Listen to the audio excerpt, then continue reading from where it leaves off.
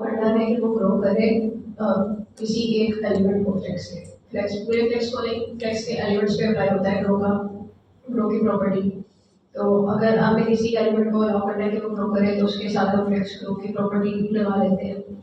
और flex shrink की property जो है वो बाय डिफॉल्ट लगी होती है कि श्रिंकिंग अलाउ होती है, और अगर आपने किसी एलिमेंट को श्रिंक नहीं करवाना है तो उसके लिए आप फ्लेक्स श्रिंक जीरो की प्रॉपर्टी को यूज करके उसको रोक लेते हैं।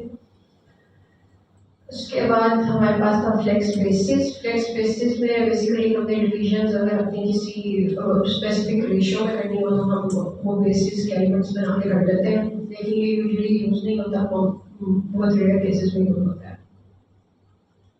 उसके बाद है flex short hand. Flex short hand को हमने स्किप कर दिया था। उसके बाद हमारे पास आते हैं ऑटो मार्जिन्स। ऑटो मार्जिन्स में हमारे पास ये है कि हमने अपने फ्लेक्स एलिमेंट्स को अगर बाय डिफॉल्ट कुछ मार्जिन दे रहे हो, किसी एक एलिमेंट को हमने राइट साइड पे लेके जाना हो या एक एलिमेंट को मतलब फ्लेक्स की जो भी डायरेक्शन चल रही है उससे थोड़ा सा अपोजिट जाके हमने किसी कॉर्नर में लेके जाना हो चीज़ों को, तो हम उसके लिए मार्जिन्स को यूज़ करते हैं।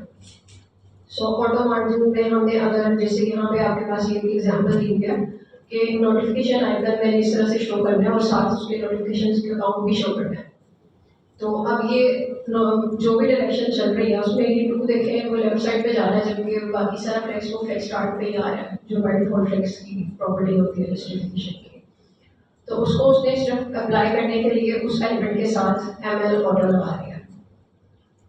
तो उसने फ्लेक्स की डायरेक्शन को उसने नहीं देखा, जब उसमें मार्जिन को देख लिया उसने कि मार्जिन कहाँ पे बन रहा है उसका, और लेफ्ट साइड से एम एल का मतलब है मार्जिन लेफ्ट, तो लेफ्ट साइड से उसने उसको ऑटोमेटिकली सेट कर दिया।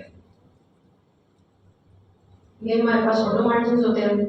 इसी तरह आपने डिफरेंट फुटेज की एग्जांपल्स भी देखी होंगी कि एक चीज़ हमारे पास लोगो वगैरह राइट साइड पे शो होता है, जबकि बाकी सारे फ्लेक्स एलिमेंट्स होते हैं वो लेफ्ट साइड पे आ जाते हैं। तो इस केस में हम हमारे पास दो ऑप्शन हैं, हम इस फ्लेक्स की जो जस्टिफिकेशन है उसको एंड के साथ भी कर सकते हैं, और जो हमने मार्जिन लगाना है वो हम सिर्फ इस लोगो वाले एलिमेंट पे लगा सकते हैं, और एम आर लगेगा इस केस में मार्जिन राइट। लेकिन अगर हमें ये नहीं करना है तो हम इस इफ पे भी जाके डायरेक्ट मार्जिन लगा सकते हैं, और इसको हम जो फ्लेक्स स्टार्ट है बाय डिफॉल्ट उस पे रहने दे सकते हैं।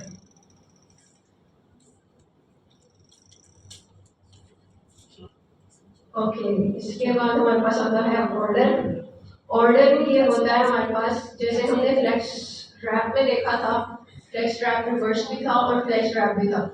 फ्लेक्स ट्रैप रिवर्स में क्या होता है कि आपकी जो लास्ट एलिमेंट्स होते हैं वो रैप होना शुरू हो जाते हैं, फर्स्ट पे आना शुरू हो जाते हैं जब आपकी स्क्रीन डायमेंशंस चेंज होते हैं। तो हमारे पास ऑर्डर में क्या होता है, आप स्पेसिफिक ऑर्डर दे देते हैं अपने एलिमेंट्स को कि इस जगह पे इसने इस ऑर्डर में शो होना है, और अगर मेरी स्क्रीन चेंज होती है तो उसने किसी और ऑर्डर में शो होना है। वो रैप हो रहा होगा, रैप बाय डिफॉल्ट जैसे उसने होना है वो उस तरह से ही हो रहा होगा, लेकिन अगर आपने ऑर्डर की प्रॉपर्टी दी होती है उसको तो वो उस ऑर्डर के अकॉर्डिंग रैप होता है। अभी इसकी एग्जांपल मैं आपको दिखा के देती हूँ। ये देखिए एक फ्लेक्स बनाया है, उसमें ये सारे एलिमेंट्स आ गए, उसके ऊपर फ्लेक्स रैप भी लगा हुआ है कि जब स्क्रीन छोटी होगी तो उसने रैप होना है। अभी ये देखिए स्क्रीन छोटी हो रही है, कुछ चीज़ें रैप हो रही है, ठीक है। हमारे पास अब लोगो और फिर उसके एलिमेंट्स और फिर बटन आया। तो अगर मैं चाह रही हूँ कि अब जब स्क्रीन छोटी लगी है तो देखिए यहाँ पर आके कुछ ज़्यादा ही चेंज हो गया। मैं चाहती हूँ कि अब मेरे पास क्या हो, जब स्क्रीन छोटी होने लगे ना तो मेरा लोगो और बटन एक जगह पे शो हो जाए, और जो तीसरे ये हमारे पास व्यू आ रहा है कि होम अबाउट प्राइसिंग वाला ये नीचे चला जाए, ये उसमें ना शो हो। तो अब उस केस में ये तो सेंटर में आ रहा था, अब मैं इसको किस तरह से चेंज कर सकती हूँ, इस पे ऑर्डर लगा के। अब ये देखें फ्लेक्स की ये एक एलिमेंट है, एक एलिमेंट ये लिस्ट है और एक एलिमेंट ये बटन है। सो अब इस पे ऑर्डर लगा के अगर हम चेंज करते हैं तो ये देखिए ऑर्डर लास्ट है और एमडी ऑर्डर है, फ्लेक्स की जो मेन प्रॉपर्टीज थी वो मैंने पढ़ी हुई हैं, और ये ऑर्डरिंग वगैरह की एक्स्ट्रा प्रॉपर्टीज हैं, अगर आपको जरूरत पड़े तो मतलब रेयर केसेस में ये यूज होती हैं, तो इसलिए ये बता रही हूँ आपको। अब ये देखिए उन्होंने क्या किया है, पहला एलिमेंट वैसे ही आ रहा है, ठीक है, थर्ड एलिमेंट भी वैसे ही आ रहा है, जबकि सेकेंड एलिमेंट पे आके उसने पहले ऑर्डर लास्ट लगाया और फिर उसके बाद एम्प्टी ऑर्डर डन लगा के।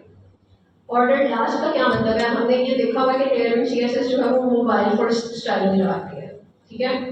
तो मोबाइल फर्स्ट, अब मैंने जो बाय डिफॉल्ट प्रॉपर्टी लगाई होगी ऑर्डर लास्ट की प्रॉपर्टी लगाई है, इसका मतलब है कि जब मेरा मोबाइल स्क्रीन वगैरह पे होगा तो इसने एंड पे शो होना है, इस चीज में ये लिस्ट वाली होती है।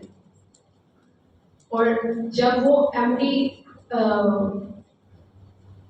ब्रेक पॉइंट को क्रॉस कर लेगा, एम्प्टी ब्रेक पॉइंट को क्रॉस कर लेगा, तो उस टाइम पे उस पर ऑर्डर डन करते हैं।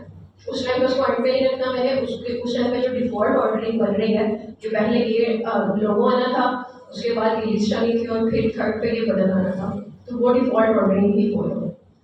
अब ये देखें, अगर मैं बड़ी स्क्रीन पे जाती हूँ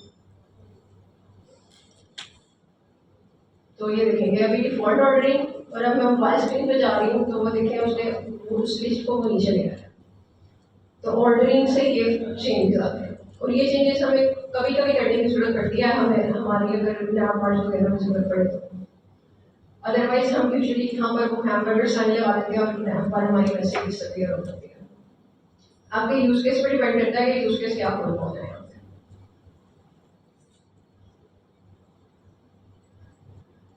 उसके बाद हमारे पास एक प्रॉपर्टी है अलाइन सेल्फ की।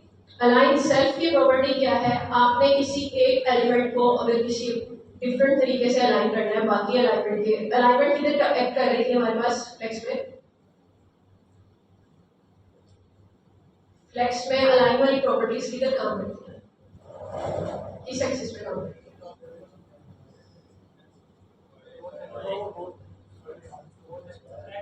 वाई एक्सिस, क्रॉस एक्सिस पे काम करती है। रो पे काम नहीं करेंगे अगर मेरा वो फ्लेक्स रो चल रहा है। सो अब वो उन वाई एक्सिस वाली प्रॉपर्टीज में से मैं अगर चाहती हूँ कि कोई एक चीज जो है वो डिफरेंट तरह से अलाइन हो जाए, जैसे अभी मेरे पास ये इन्होंने यूज केस किया है कि हमारे पास जो बाकी एलिमेंट शो हो रहे हैं वो इस तरह से सारे सेंटर में शो हो रहे हैं, इस तरह से सेंटर में सारे आने हैं, मतलब इस पे अलाइन सेंटर लगा हुआ है, आइटम सेंटर लगा हुआ है प्रॉपर्टी ऑलरेडी, लेकिन ये ऐड टू कार्ट वाला बटन देखें आप लोगों को नहीं और शो हो रहा है, और ये जो 220 वाला है ये नहीं और शो हो रहा है। अब इसको देखते हैं कि पहले वो बाय डिफॉल्ट कैसे शो हो जाए, ये देखिए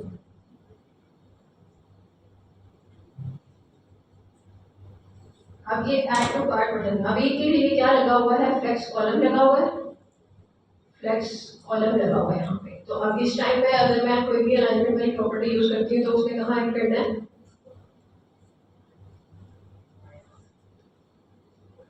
क्रॉस एक्सिस पे करना है, एक्स एक्सिस उस टाइम पे क्रॉस एक्सिस बनेगा, कॉलम पे मेन एक्सिस आपका वाई एक्सिस है।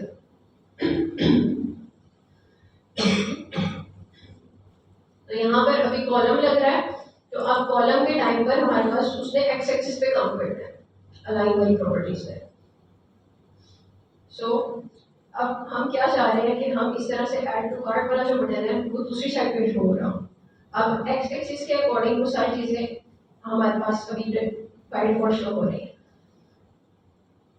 अभी मैं अगर इस पे आइटम स्टार्ट लगाती हूँ तो ये देखिए अब उसने हर चीज को स्टार्ट पे लिया है, लेकिन मैं क्या चाह रही हूँ कि ये ऐड टू कार्ट वाला बटन दूसरी साइड पे शो हो रहा है, ठीक है, स्टार्ट में नहीं शो होना। मैंने आइटम स्टार्ट लगाया, उसने हर चीज को स्टार्ट में कर दिया, जबकि आइटम स्टार्ट नहीं लगा हुआ था, तो उस टाइम पे भी बाय डिफॉल्ट जो फ्लेक्स कॉलम लगाता है वो आइटम स्टार्ट नहीं लगाया होता है, ठीक है, तो उसने वो लगाया हुआ है। मैं आइटम सेंटर कर देती हूँ तो वो सेंटर में लेता है, ठीक है। लेकिन हमारा यूज केस क्या है कि हम सारे एलिमेंट्स को स्टार्ट में रखना चाहते हैं जो कि बाय डिफॉल्ट में लगा है, लेकिन जो ऐड टू कार्ट है उसको हम एंड पे लेके जाना चाहते हैं। तो इस टाइम पे मैं यहाँ पर आकर एक क्लास ऐड कर सकती हूँ,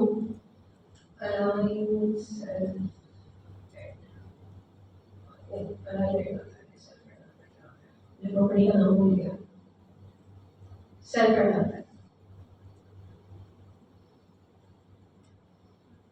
सो अब ये एंड पे चलेगी। अब ये मेरे सिर्फ डिजाइन पर्सपेक्टिव से है, यहाँ पर डिजाइन अगर मेरा यही होता कि मैंने उसको पूरे रिव्यू करवाना है तो मैं सिंपली ये ही रहने देती, ये भी डिजाइन ठीक है, लेकिन अब वो आपके डिजाइन पर डिपेंड करता है कि अगर आपके पास कोई ऐसी रिक्वायरमेंट आ गई कि आपने एक एलिमेंट को दूसरी तरह से शो करवाना है बाकी में इसमें, तो यहाँ पर अब वो सेल्फ एंड की प्रॉपर्टी, मतलब सेल्फ की प्रॉपर्टी है कि इस एलिमेंट को सिर्फ चेंज कर दो। अब इसमें भी हमारे पास मल्टीपल ऑप्शन आते हैं। सेल्फ के अंदर भी self, stretch, centre, start and baseline वही ऑप्शन है सारे जो कि हमारे पास अलाइनमेंट के ऑप्शन ऊपर अवेलेबल है। तो उसी तरह से हम इसको किसी सारा सेट कर सकते हैं।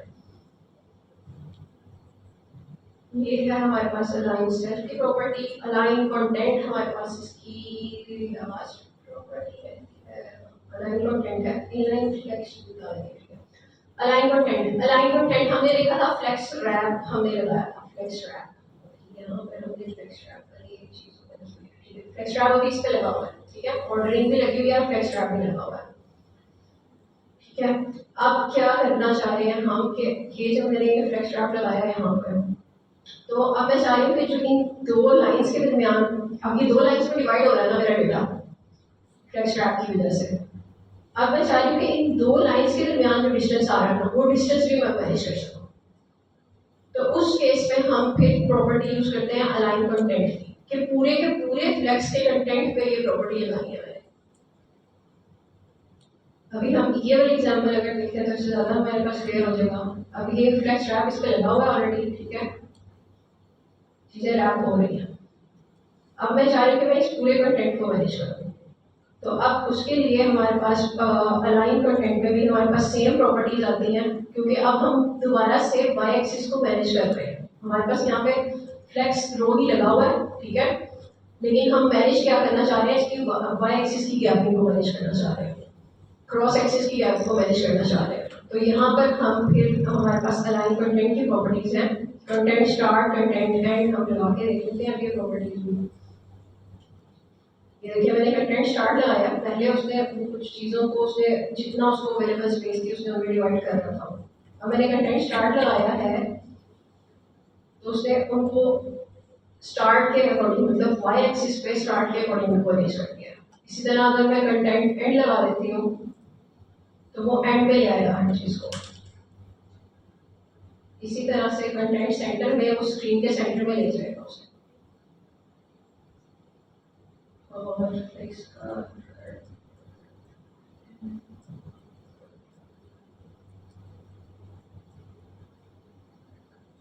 तो ये देखें, अब ये फ्लेक्स का जो बॉर्डर दिया मैंने बॉर्डर लगाया फ्लेक्स पे, ये ब्लैक लाइन आपको एक दिख रही है इस टाइम पे।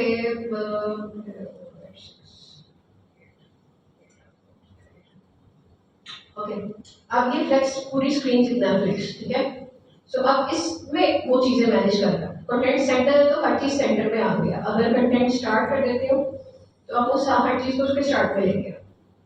इसी तरह कंटेंट एंड में आते हैं तो वो सब कुछ एंड के अकॉर्डिंग आ गया। जो अलाइनमेंट की प्रॉपर्टीज पहले एक एक एलिमेंट पे लग रही थी अब वो पूरे फ्लेक्स पे लग रही है। तो ये काम करता है हमारे पास कंटेंट की प्रॉपर्टी। मैं दोबारा रिपीट कर रही हूँ कि ये प्रॉपर्टीज जो है हमारे पास कभी कभी यूज होती है। जो हमारे पास मेन प्रॉपर्टीज थी वो हमने ऊपर जो फ्लेक्स श्रिंक तक देखी है वो सारी प्रॉपर्टीज थी। तो इन प्रॉपर्टीज को हमने कभी कभी यूज करना था, लेकिन अगर आपने एक बार यूज कर दी वो चीज़ें तो आपको आइडिया होता है कि इसमें ये चीज़ अवेलेबल है और आपको कभी यूज करनी पड़े तो आप उस चीज़ को सर्च कर सकते हैं। अगर आपको आइडिया ही ना हो कि ये चीज़ अवेलेबल है या नहीं है तो आप उसका क्या सर्च करें। इसके बाद हमारे पास एक प्रॉपर्टी आती है इनलाइन फ्लेक्स। ये प्रॉपर्टी है जो हमारे पास अक्सर यूज हो रही है। ये क्या करती है हमारे पास कि अगर हमारे पास हम एक फ्लेक्स बनाना चाह रहे हैं लेकिन हम चाह रहे हैं कि उसको पूरी रो या पूरा कॉलम ना मिले, जितना उसको रिक्वायर्ड है सिर्फ उतना पार्ट मिले। ये देखिए अभी यहाँ पर उसने फ्लेक्स लगाया है तो इसको ये पूरी रो मिल रही होगी।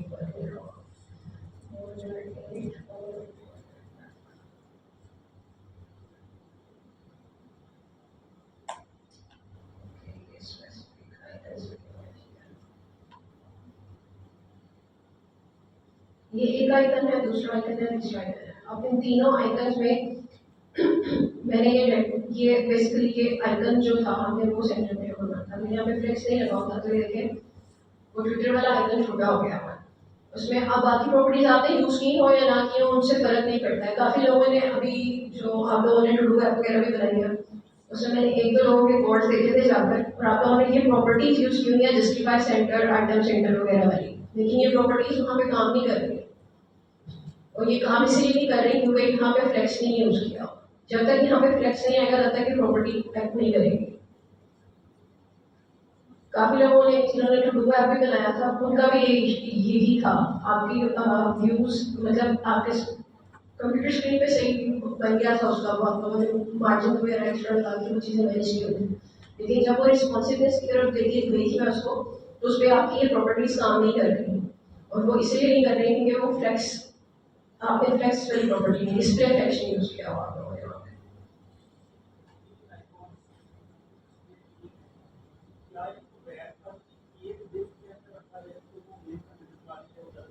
ये वो नहीं बताने लगे अभी हम।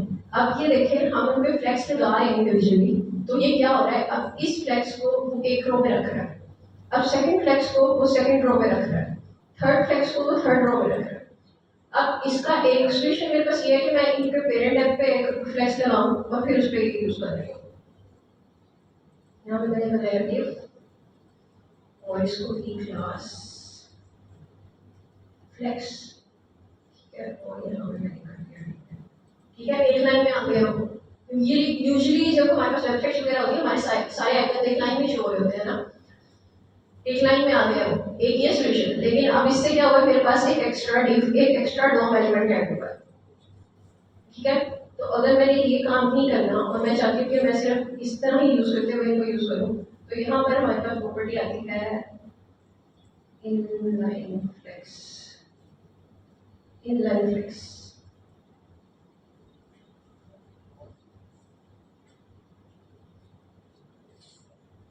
ये देखिए अब मैंने दो पे लगाया, वो दोनों एक लाइन में आ गए। इनलाइन आपकी जो प्रॉपर्टी है स्पेसेस की, बेसिकली वो चीजों को एक लाइन में ले आती है, मतलब एक लाइन में जितना आपको पार्ट चाहिए सिर्फ उतना पार्ट देती है और बाकी पार्ट में नेक्स्ट एलिमेंट को ले आती है। सो अब इनलाइन फ्लेक्स मैंने यहाँ पे पहले एक पे लगाया था तो दूसरा ऊपर नहीं आया था, कोई इसकी रीजन बता सकता है क्यों नहीं आया था?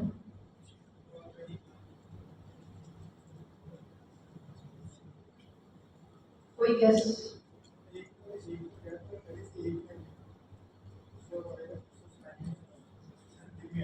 दूसरे पे ऑलरेडी फ्लेक्स लगा हुआ है, तो उस पे अभी वो इन अब उसको तो उसने पूरी लाइन देनी है, वो अब ऊपर वाले को उसने इनलाइन कर दिया। यहाँ पे मैं अगर कोई और एलिमेंट लेके आती हूँ,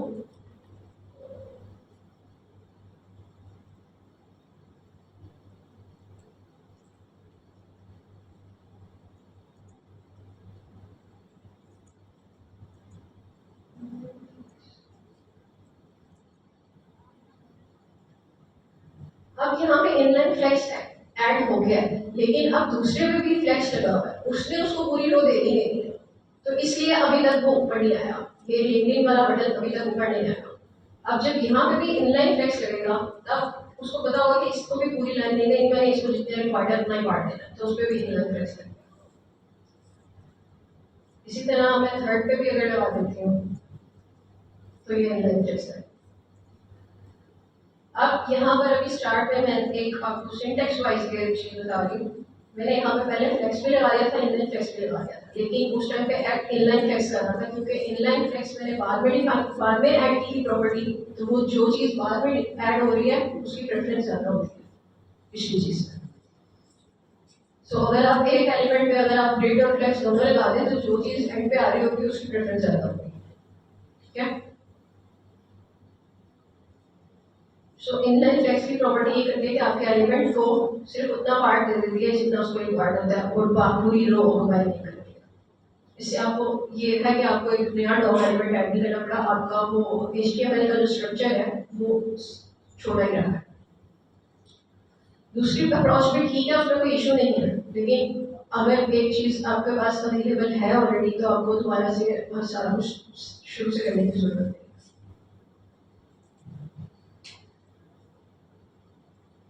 इनलाइन फ्लेक्स के साथ हमारा फ्लेक्स कंप्लीट हो गया है, और फ्लेक्स में अब जब तक आप लोग ट्राई नहीं करेंगे इसको तब तक आप ये एग्जांपल्स वगैरह आप इस तरह की चीज़ें नहीं बना सकते हैं। अगर आप अभी फ्लेक्स को सिर्फ ट्राई करें तो आप सब लोग अपने जो टाइम आर्ट वाला प्रोजेक्ट है वो आराम से कर सकते हैं, सिर्फ फ्लेक्स के साथ हो सकता है सारा प्रोजेक्ट, सारा का सारा प्रोजेक्ट हो सकता है। किसी ने स्टार्ट किया? किसी ने नहीं स्टार्ट किया? ई कॉमर्स ऐप जो आप लोगों ने बनाना है, आपका टाइम हमारे वाला प्रोजेक्ट हैकाथॉन वाला चले, हैकाथॉन वाला ये किसी ने स्टार्ट किया है? कब करना है?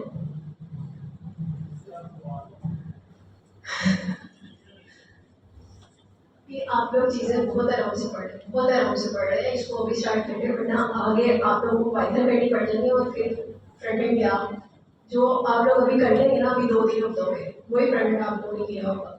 उसके बाद फ्रंट एंड आपको उन्होंने मतलब बैक एंड पे ले जाना फुल, और जब बैक एंड पे जाना तो बैक एंड पे आपको मल्टीपल चीज़ें करवा रहे हैं एक साथ, क्योंकि एआई वाली चीज़ भी उन्होंने कवर करवानी है, उसके साथ उन्होंने क्लाउड भी कवर करवाना है, बैक एंड भी कवर करवाना है।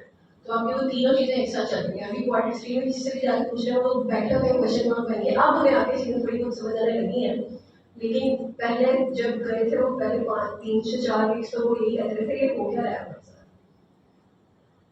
तो फ्रंट एंड जितना अभी कर सकते हैं ना उतना कर रहे हैं, इसके बाद टाइम दे रहे हैं, क्योंकि बैकएंड में जाके बहुत सारी चीज़ें हैं, वो सारी चीज़ें एक साथ करना वैसे ही बहुत मुश्किल काम है। और उस टाइम पे आप अगर ये दें कि आप फ्रंट एंड भी कंटिन्यू कर देंगे तो नहीं होगा, बिल्कुल नहीं होगा। मैं अपनी जॉब के साथ अभी अपना क्वार्टर 5 वाला काम कंटिन्यू नहीं कर पा रही, इतना काम है।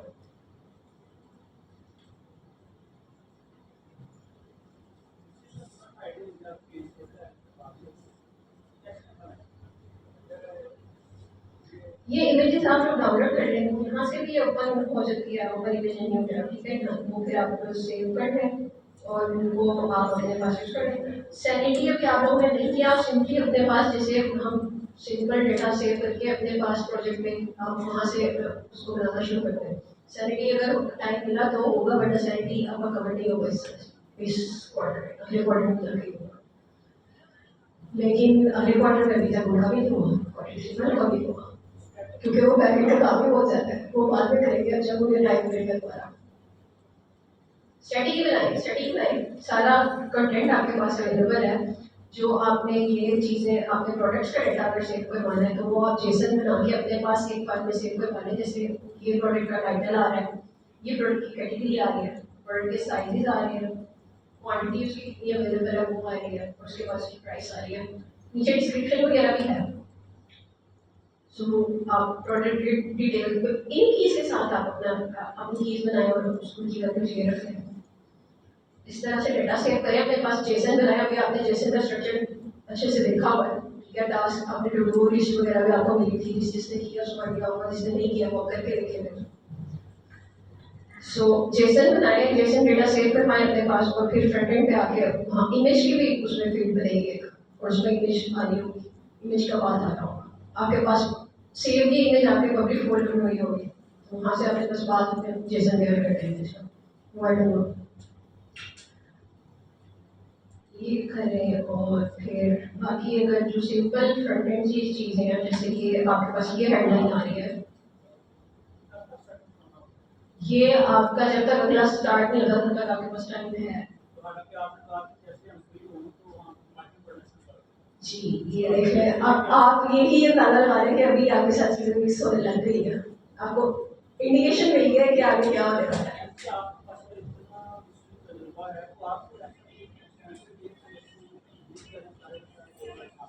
मैं आपको अपनी वाली ना पढ़ा दूंगी, कोर्स सारा सामने आ जाएगा।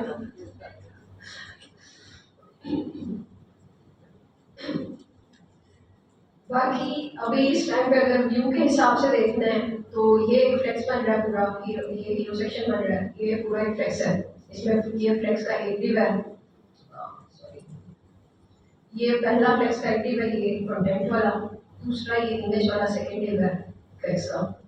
अब उस पर ये देख रहे हैं, अभी आपने ट्विटर वाला हमने देखा कि वो ट्विटर वाले लिए आइकन उन्होंने हेलमेट के अंदर डाला हुआ था, कैसे डाला हुआ था,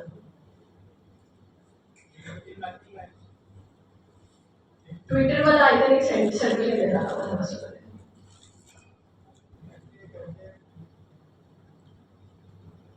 कैसे डाला हुआ था बताओ। इनलाइन फ्लेक्स तो किया, लेकिन उससे पहले भी उस पर फ्लेक्स करना था या नहीं करना था?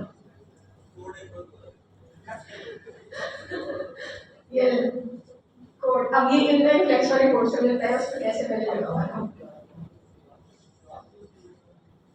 क्लासेस तो यूज हो ही रही, लर्निंग लर्निंग क्लासेस के थ्रू रही है, कौन सी क्लास?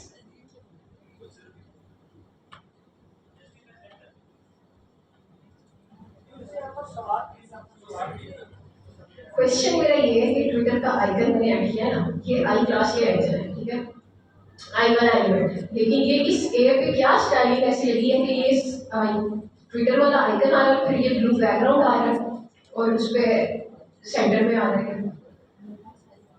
कौन सी क्लास?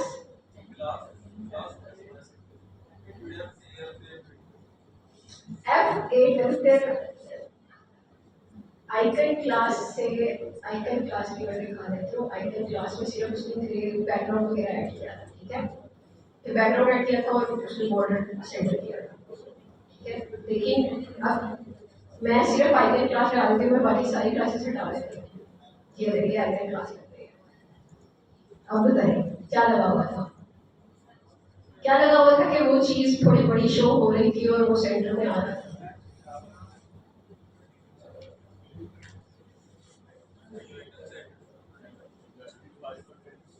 आइटम सेंटर और जस्टिफाई सेंटर, ये मैं भी लगा देती हूँ।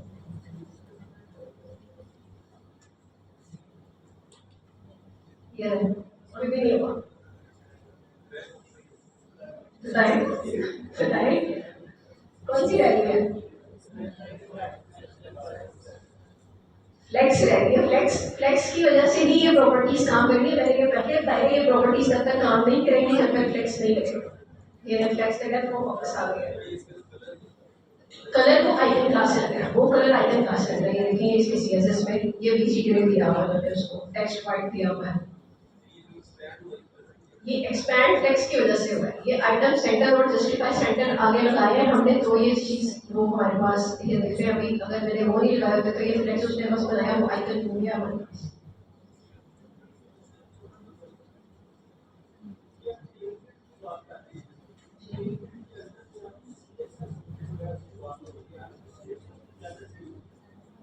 सीएसएस के ऊपर ही एक फ्रेमवर्क बनाया, वो टेलरिंग सीएसएस। वो क्लास नेम के नाम से सिर्फ नेक्स्ट जेएस पे यूज होता है। वैसे एचटीएमएल में अगर आपने सिंपली यूज करना है तो यहाँ देखो मैंने क्लास दिया हुआ है, मैंने क्लास नेम नहीं दिया।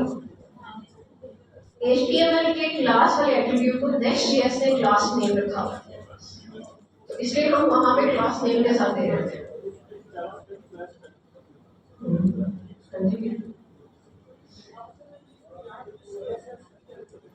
सीएसएस ही लग रही है, लेकिन अब अगर मैंने आइटम सेंटर क्लास में नहीं यूज करती, मैंने यहाँ से अब मेरे पास फ्लेक्स लग रहा है, मैंने इस चीज को सेंटर में लेके आना है, मैं कैसे लेके आऊँ? मुझे स्पेसिफिक सीएसएस की प्रॉपर्टीज लगानी पड़ेगी और उसमें अगर आ जाती है, मैं यहाँ पे दोबारा फ्लेक्स क्लास बनाने लगता हूँ। अगर मैं फ्लेक्स क्लास यहाँ पे दोबारा बनाने लगता हूँ तो यहाँ पे आइटम सेंटर की प्रॉपर्टी बनाने के लिए मुझे यहाँ पे प्रॉपर्टी यूज करनी पड़ती है सीएसएस की, अलाइन आइटम सेंटर की, ठीक है। अब अगर मैं जाके इसको डायरेक्टली यहाँ यूज कर देती हूँ, अब क्या होगा, मैं जहाँ भी फ्लेक्स क्लास ला रही होंगी वो अलाइन आइटम सेंटर के साथ ही रखती है, ठीक है। तो अब मैंने फ्लेक्स क्लास यहाँ पे यूज की हुई है, जो आइटम सेंटर में यहाँ पे नहीं यूज करते तो वो लगवा देगा उसको। सारी सीएसएस आपने जाके दोबारा लिखनी है या आपने टेबल सीएसएस ने जो चीजें आपको बना के देनी है आपने वो यूज करना, आप पे डिपेंड करता है। लेकिन एक रूल है, do not reinvent the wheel. जब एक चीज पहले बनी हुई है तो उसको यूज कर ले, आपने अपनी बनाने में क्यों?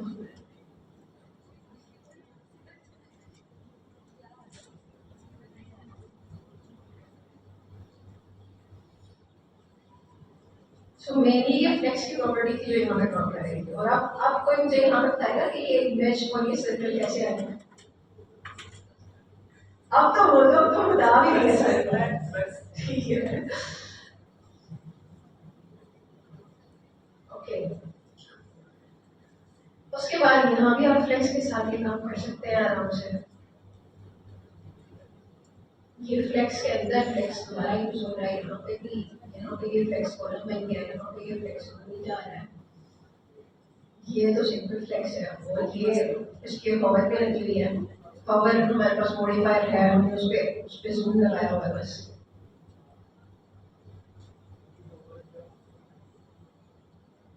ये चीजें बनाने बैठेंगे तो पहली चीज बनाने के बाद आपको आधी चीजें समझ आएंगी कि क्या चीज किस तरह से काम करनी है। जब तक पहली चीज नहीं बनाएंगे तब तक आपको समझ नहीं आएगी क्या करना है। कुछ भी समझ नहीं आएगा। आप ये देख के आप अभी आप बनाने भी बैठेंगे ना, आपको सबसे ज्यादा टाइम लगना ना सिर्फ ये चीज बनाने में। या अगर आप नया बार पहले बनाते हैं तो नया बार बनाने में भी आपको उतना टाइम लगेगा। नया बार बनाते, नया बार से भी आपको आधा समझ आ जाएगा कि ये कैसे बनता है। लेकिन कुछ बनाए, जब तक कुछ नहीं बनाएंगे तब तक कुछ नहीं बनाएंगे। अभी आप प्रॉपर्टीज देखनी है, भूल जाइए। शेक्सपियर में भी टेलमेंट यूज हो रही है। आपने किसी चीज को हिलाना है थोड़ा सा, आपको टेलमेंट का नहीं पता होगा, शेक्सपियर में कुछ नहीं कर सकते। कंपोनेंट आप उठा लेंगे, ठीक है, कंपोनेंट मैंने उठा लिया, मैंने टेक्स्ट का कंपोनेंट, हेडिंग का कंपोनेंट उठा लिया, मैंने बटन का कंपोनेंट उठा लिया, मैंने इमेज का सॉरी टेक्स्ट के जो वर्टिकल कंपोनेंट्स है, जिस तरह टेक्स्ट है उस तरह मैंने उठा लिया। बटन ये कोई फिल बटन है, कोई बॉर्डर बटन होता है, इनपुट एलिमेंट्स मल्टीपल टाइप के होते हैं। मैं जो चीजें उठा लूँ, लेकिन अब मैंने बाय डिफॉल्ट जो उनकी कॉन्फ़िगरेशंस थी मैंने उसके साथ उठा ली, लेकिन अब मैंने कॉन्फ़िगरेशन चेंज कर दिया। अब यहाँ पे वो ब्लैक और व्हाइट, ठीक है, मैंने यूज आ रहे हैं, उसके भी बाय डिफॉल्ट ब्लैक और व्हाइट होते हैं। लेकिन अब ये बटन कैसे बनेगा? ये सेल्स 70% वाली ये जो ये बन रहा है, ये कैसे बनेगा? बाय डिफॉल्ट तो वो ब्लैक और व्हाइट बनेगा। जब तक आपको एडिटिंग नहीं आती होगी आप एडिटिंग नहीं बना सकते।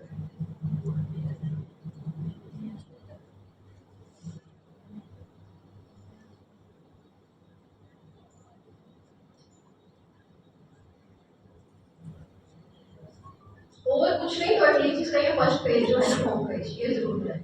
आगे वाले पेजेस अगर आपको टाइम नहीं भी मिलता, लेकिन बनाने सारे चाहिए, डांट मुझे पड़ेंगे अगर आपके नाम रहे कि मैंने कैसे नाम रहे, लेकिन सारे बनाए सारे बनाए। और इसमें तो ये एक कंपोनेंट सिर्फ बनाना है, बाकी कंपोनेंट्स तो वही कॉपी हो रहे हैं। एक कंपोनेंट आपने बनाना है, उसमें जेसन से डेटा उठा लेना, आगे उसमें मैप लगा होना है और वो मैप से सारा डेटा आ रहा है। इस पेज पे तो सिर्फ एक कंपोनेंट है, इससे अगले पेज पे भी यही कंपोनेंट, वही कंपोनेंट है, बस उसमें कैटेगरी चेंज होती है। इसमें भी ऐसे ही है, इसमें बदलेगा कि डेटा ही नहीं है। एक कंपोनेंट है, एक कंपोनेंट है, मैप डिफरेंट है, उसके जो डेटा है, डेटा डिफरेंट हो रहा है, बस कंपोनेंट एक ही है।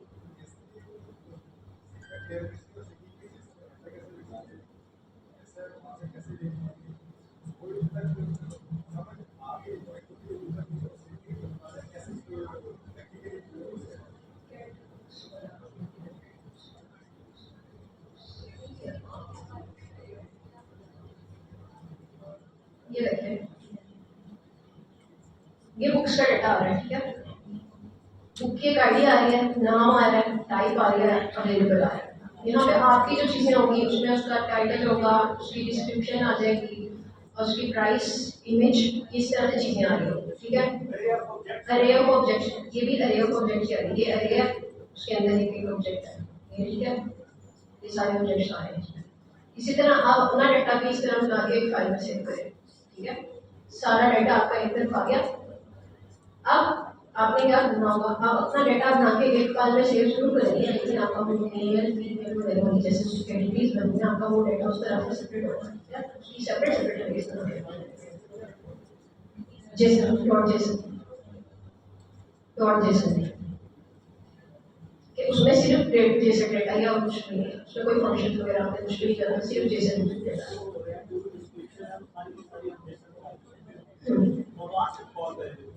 इस तरह से ये बना दिया। अब उसमें आपने सारी चीजें करनी होगी। अब क्या हो रहा होगा, आपने एक कंपोनेंट बनाया, उसमें आपने क्या किया, आपने समझा कि आपके पास सिर्फ ये एक ऑब्जेक्ट है, सिर्फ एक ऑब्जेक्ट, अरे ऑब्जेक्ट नहीं, सिर्फ एक पहला ऑब्जेक्ट आपके पास, वो पहला ऑब्जेक्ट है। अब उस पहले ऑब्जेक्ट से आपने डेटा कैसे निकालना है, डॉट आईडी करके, डॉट नेम करके, मतलब जहाँ टाइटल शो करना है वहाँ डॉट टाइटल करके मैंने डेटा करवा शो करवा दिया।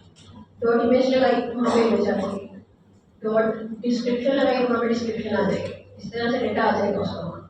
अब बाकी पूरे पे कैसे रखना है कि अब वो जहाँ पे जिस व्यू में वो आप इंपोर्ट करेंगे उस कंपोनेंट को, उस व्यू में जाके उस डेटा वाली एरे पे मैप करेगा। Data dot map female data, अगर फीमेल वाली कैटेगरी हम उठा रहे हैं, फीमेल डेटा डॉट मैप और उसके आगे वो डेटा आप सिर्फ उस कंपोनेंट को पास कर रहे हो। कंपोनेंट में आपने ऑलरेडी चीजें उसकी एक्सेस की है। ये भी जब तक बनाने नहीं बैठेंगे तब तक नहीं समझ।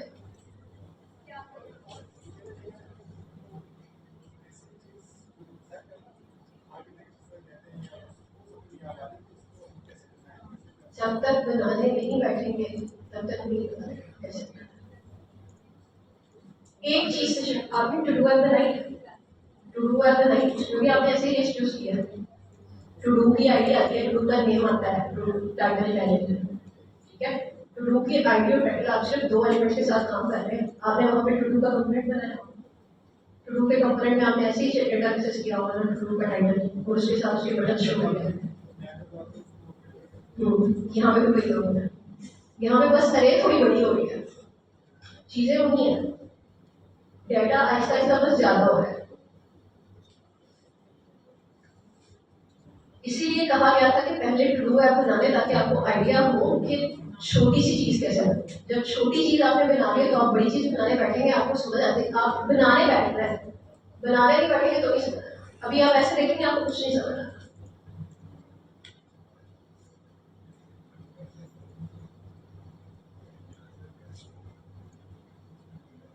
ओके, ये हो गया।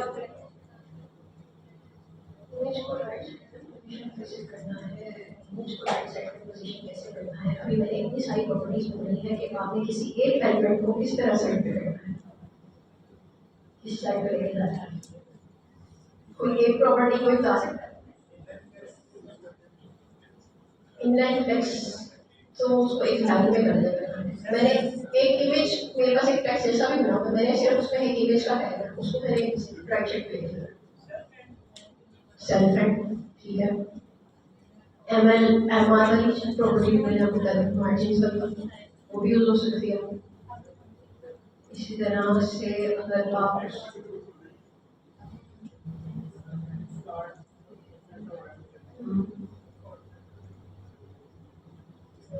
ठीक है, ये हो गया। अब चलते हैं आगे। ये जो इस बुक में भी आगे एग्जांपल्स दी हुई है ना, अगर आप सिर्फ इन एग्जांपल्स की भी डिजाइनिंग ट्राई करें, स्टाइलिंग ट्राई करें, जैसे अभी मैं आपको पढ़ाते हुए भी मैं क्या कर रही हूँ कि उसने जो ट्राई आउट दिया हुआ मैं वो बोल करती हूँ पहले कि हमारे पास पहले क्या हो रहा था और उसके बाद हमारी रिक्वायरमेंट क्या थी, उसके अकॉर्डिंग हम उसको दूसरे को चेक कर लेते हैं। तो अगर आप ये चीजें भी सिर्फ ट्राई करें तो इससे भी आपको काफी चीजें क्लियर हो जाएगी। अब आता है हमारे पास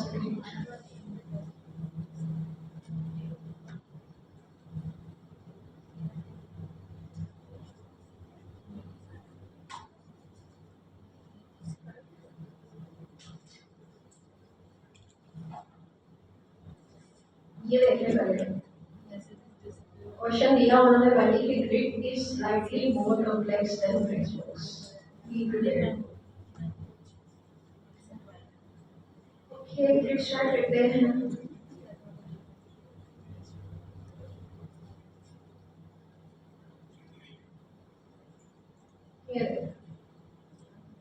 हमारे पास हमने सिंपली अभी क्या किया, चार चीजें मैंने एक जगह पे ऐड कर दी। वो चार चीजें मैंने लिखी, चार चीजें जो उनकी अपनी अपनी स्टार्टिंग हो रही थी वो इस आइटम क्लास के थ्रू लग रही है, ठीक है ना। कि एक आइटम में किस तरह से डिस्प्ले हो रहा है, वो ये आइटम क्लास जो है यहाँ पर डिफाइन की हुई है, ठीक है। तो वो लग रही है उसमें। ये आइटम एंड चाइल्ड आगे उसका वो मॉडिफायर यूज करते हैं कि उसके चाइल्ड मतलब उसके एक चाइल्ड को एक्सेस कर रहे हैं। एंड चाइल्ड का मतलब होता है कि किसी भी चाइल्ड को मैंने एक्सेस करना है ना, तो वो एंड चाइल्ड की मॉडिफायर के थ्रू एक्सेस करके और उसके आगे उसका नंबर दे देते हैं कि कितना नंबर वाला चाइल्ड एक्सेस करना। फर्स्ट चाइल्ड मैंने एक्सेस करना है तो 1 दे दिया, सेकंड चाइल्ड एक्सेस करना फर्स्ट फर्स्ट हाँ 1 2 3 से था, एशिया में 1 2 3 से है, वो जीरो वाले कॉन्सेप्ट नहीं है यहाँ पे। सो फर्स्ट चाइल्ड अगर मैंने एक्सेस करना तो मैंने इस एंड चाइल्ड, ये एंड चाइल्ड बेसिकली एक मेथड है जावास्क्रिप्ट में लिखा हुआ, ठीक है। तो अब उसमें उसने कोई भी किसी एक नंबर पे कोई चाइल्ड एक्सेस करना है किसी ग्रुप में, तो वहां पे उसका नंबर दे देता है कि इस नंबर वाला चाइल्ड एक्सेस करना है। तो यहाँ पे जब 1 दिया हुआ है तो ये पहली इमेज जो आपको रखी हुई दिख रही है यहाँ कंफर्ट स्टेट ये वो इमेज उसने लगा दिया। इसी तरह चाइल्ड 2 आया है, यहाँ पे ये सेकंड व्यू में आउटडोर एक्टिविटीज पे जो बैक एंड इमेज पे हम बोल रहे थे। ये लीनियर ग्रेडियंट की क्लास, इनके ऊपर जो आपको ये थोड़ी डार्क दिख रही है ना इमेजेस, मतलब इमेज उस तरह से क्लियर नहीं है, इमेज के ऊपर एक थोड़ी सी लेयर लगी हुई है ब्लैक सा, तो ये वो लीनियर ग्रेडियंट चलाया हुआ है। ये बाकी सारे आइटम की क्लास से लग रही है और कंटेनर उन्होंने डिफाइन किया हुआ है, वो ये पूरा कंटेनर आउटर ये वाला है। ठीक है, अब क्या चाह रहे हैं हम, हमारा डिजाइन पर्सपेक्टिव ये है कि हमें इसको इस तरह से, ठीक है। अब इसका जो हम सोल्यूशन हम फ्लेक्स से भी निकाल सकते हैं इसका सोल्यूशन। तो यहाँ पे अभी फ्लेक्स लगाऊं तो फ्लेक्स से क्या डिफरेंस आएगा, चारों एक रो में आ गई, लेकिन अभी वो ओवरफ्लो भी कर रही है, ठीक है, मुझे उसको भी मैनेज करना पड़ेगा। अब वो चारों एक रो में आ गई, मुझे यहाँ पे इसको दोबारा डिवाइड करने के लिए एक और डिविड यहाँ पे डालना पड़ेगा।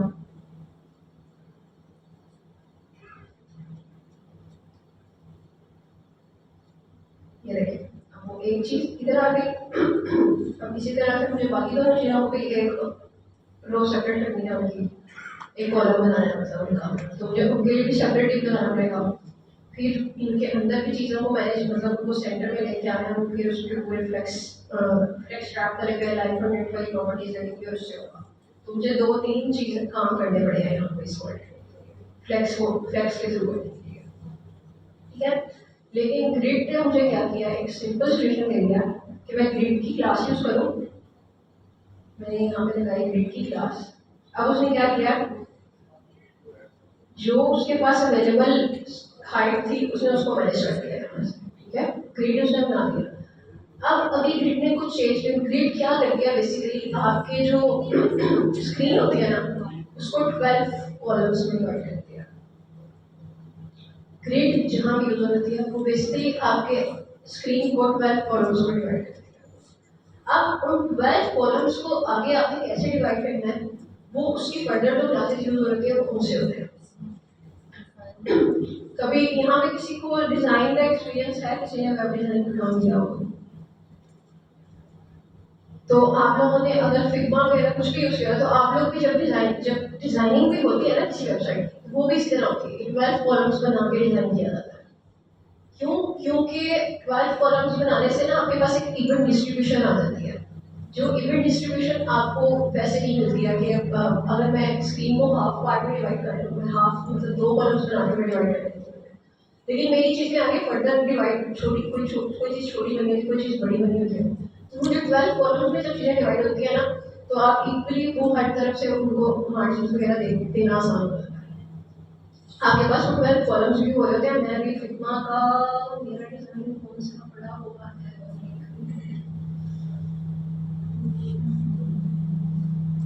अभी एंड में मैं बोल के दिखाऊंगी, लेकिन अभी के लिए हम ग्रिड को देखते हैं। तो ग्रिड हमारे पास 12 लाइन 12 कॉलम्स में डिवाइड करता है।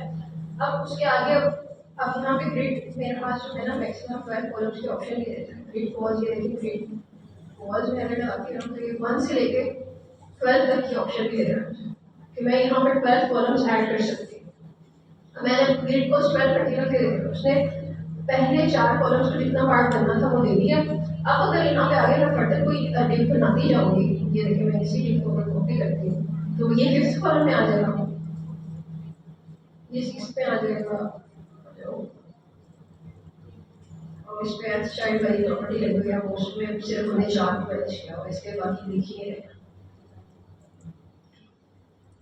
तो ये इस तरह से शो नहीं होगा, इसलिए दोबारा चाइल्ड को सारे चेंज करना पड़ेगा। तो अभी हम उसको करते हैं।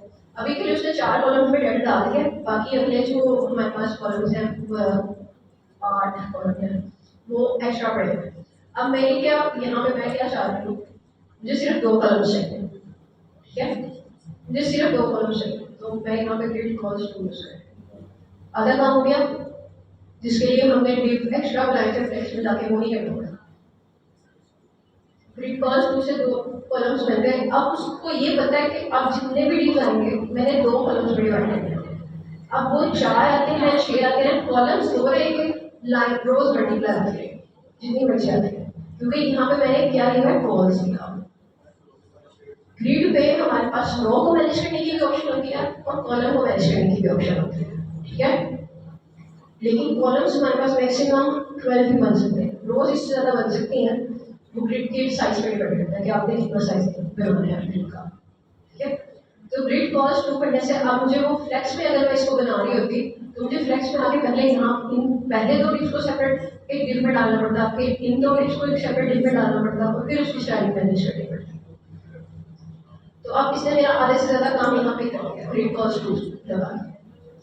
अब इसके बाद क्या हो रहा है, डेटा उसके स्टार्ट में जा रहा है, वो इश्यू नहीं है। अब ये बॉर्डर्स का कर्व है जी,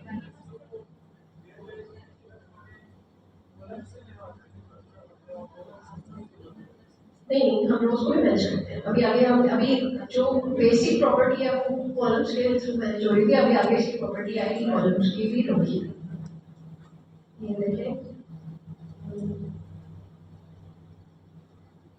grid display grid and grid template columns अभी हम पढ़ रहे हैं। इसके बाद हमें पढ़ना है ग्रिड टेम्पलेट रोज, तो उसमें रोज भी आएंगे, ठीक है। अब ग्रिड में हमारे पास डिस्प्ले ग्रिड की प्रॉपर्टी लगाई थी, उससे हमारे पास चीजें उसमें डिवाइड कर दी थी। लेकिन अब उसके आगे हमने ग्रिड को मैनेज कैसे करना था, वो कॉलम्स के थ्रू करना था। यहाँ पे कॉलम्स में हमारे पास 12 ऑप्शन होते हैं कि कितने 12 कॉलम्स, मतलब मैक्सिमम 12 ऑप्शन होते हैं। आपने उसमें से जितने यूज कर हमारा यूज केस अभी एक था कि हमें 2 चाहिए, हमने वो 2 बना दिए। अब इसके बाद हमारे पास बाकी प्रॉपर्टी ये रह गई है कि ये हमने बॉर्डर कनेक्ट करना है। इसके लिए वो बॉर्डर की सेपरेट प्रॉपर्टी जो होती है वो लगाने हमने जैसे सेट करना है। हम बेसिकली हमने जो ग्रिड की चीज़ देखी थी वो हमने देखी है। अब इससे आगे फर्दर मैंने जितनी भी स्टार्टिंग करनी है वो मेरे ऊपर डिपेंड करता है, मैं जितनी मर्जी करूँ। अब ये देखिए मैं जितना स्क्रीन साइजेस भी अगर मैं चेंज करती हूँ तो वो देखिए वो 2 कॉलम्स में ही है।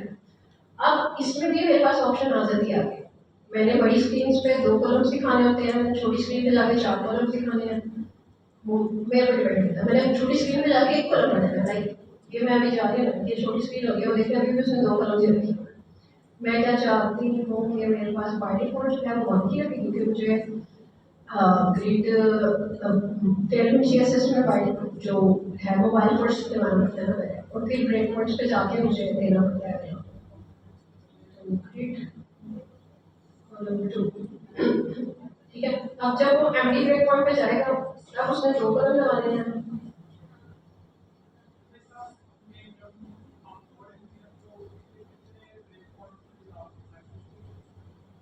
आप पे डिपेंड है आप किस चीज से मतलब डिजाइनिंग, अगर मेरे पास एक बजट डिजाइन अवेलेबल है तो उसमें सिर्फ 2 चीजें रखती हैं, मोबाइल भी अवेलेबल है और एक बड़ा व्यू लैपटॉप का व्यू अवेलेबल है डेस्कटॉप का। डिजाइन में मेरे पास अगर सिर्फ वो अवेलेबल है तो मैं सिर्फ उन 2 के अकॉर्डिंग में डिजाइन बना सकती हूँ। मैं इधर एमडी के अकॉर्डिंग लगा रही हूँ, मैं एसएम के अकॉर्डिंग लगा रही हूँ। क्या जब एसएम क्रॉस हो जाए तो फिर 2 कॉलम नहीं कर देना।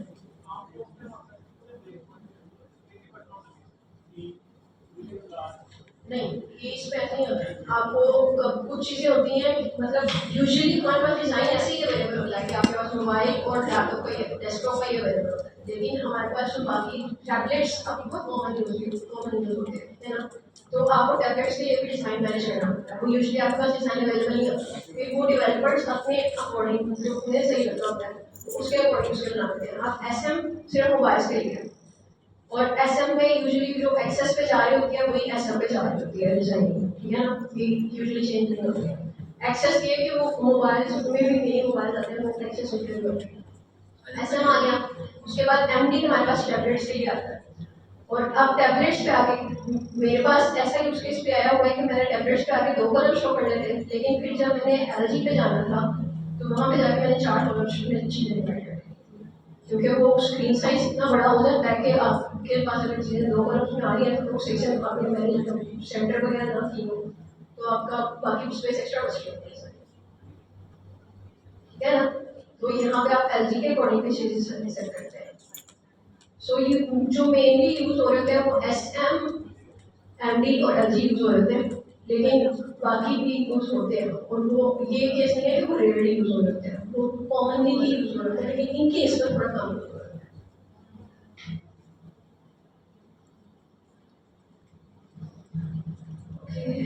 कॉलम्स हो गया, टेम्पलेट कॉलम्स हो गया है, इसमें और कोई चीज।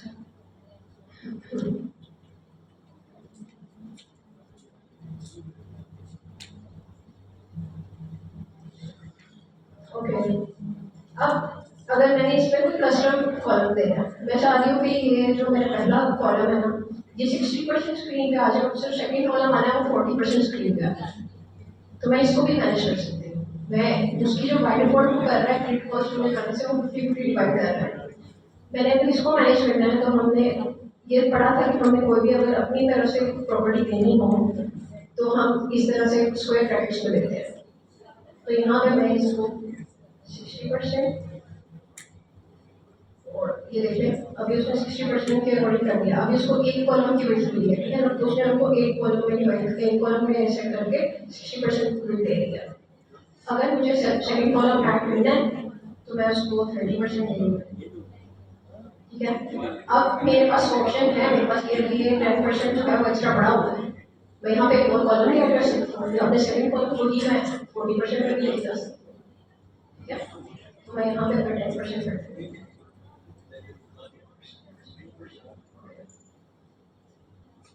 ये मैंने 10% कर दिया।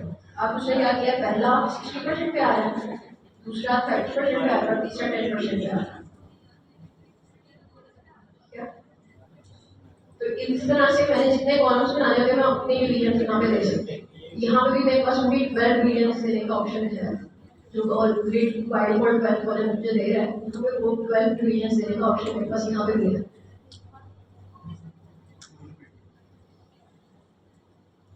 ठीक है। इस तरह से हम अपने कॉलम्स भी मैनेज कर सकते हैं इंडिविजुअली, ठीक है। ये हो गया। अब साइड बार्स, हाँ ये सबसे कॉमन एग्जांपल इसके आपके साइड बार्स जो मेन कंटेंट हमारे पास यूजुअली वेबसाइट पे साइड बार छोटी सी पार्ट पे आई होती है, जैसे अभी पीडीएफ पे ओपन है उसमें साइड बार ये इतने से पार्ट में आ गया है, जबकि बाकी सारा कंटेंट इस पार्ट में आ रहा है। तो हमने ये वेबसाइट में एक फॉर्मेट भी है, तो इसको अगर मैनेज करना है तो मैं वो पेरेंटिव पे अपने डायरेक्टली साइड बार को 40% और मेन कंटेंट साइड बार को 40% ज़्यादा हो गया, 30% दे दूँगी, कोई काफ़ी होगा, और बाकी 70% में यहाँ पे मेन कंटेंट दे सकते हो।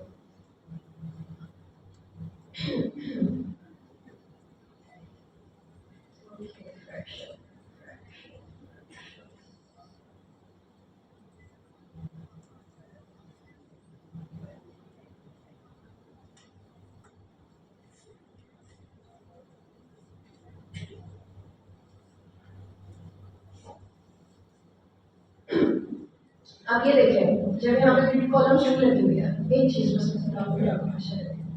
ग्रिड कॉलम शुरू लगी हुई है। अब उसके पीछे जो उसने CSS लगाई है, उसमें ये देखें वो ग्रिड कॉल शुरू की, उसने क्लास बनाई को लगाई। अब उसमें ग्रिड टेम्पलेट कॉलम, बेसिकली जो मेन CSS की प्रॉपर्टी का नाम है ग्रिड टेम्पलेट कॉलम, ठीक है ना। अब यहाँ पर वो जो भी मेथड्स वगैरह यूज कर रहा है वो हमारा कंसर्न नहीं है, इसमें पे हमारा कंसर्न है FR। FR यूनिट यूज हो रहा था ग्रिड जो यूज हो, FR का मतलब है फ्रैक्शन, कि एक पेज की एक ग्रिड अगर मैं जहाँ पे जिस जगह पे ग्रिड लगी है उस ग्रिड की कितनी फ्रैक्शन मैंने यूज करी। 1FR का मतलब है कि एक फ्रैक्शन मैंने यूज की और फिर आगे मैंने उसको रिपीट करवा लिया 2 बार, तो वो उसने उनको डिवाइड कर। तो ग्रिड के पीछे जो हमारा यूनिट यूज हो रहा होता है बेसिकली CSS का, वो फ्रैक्शन यूज हो रहा होता है FR। जैसे हमने पिक्सल पॉइंट वगैरह जो बाकी यूनिट्स देखे थे, उस तरह से यहाँ पर FR का यूनिट यूज होता है।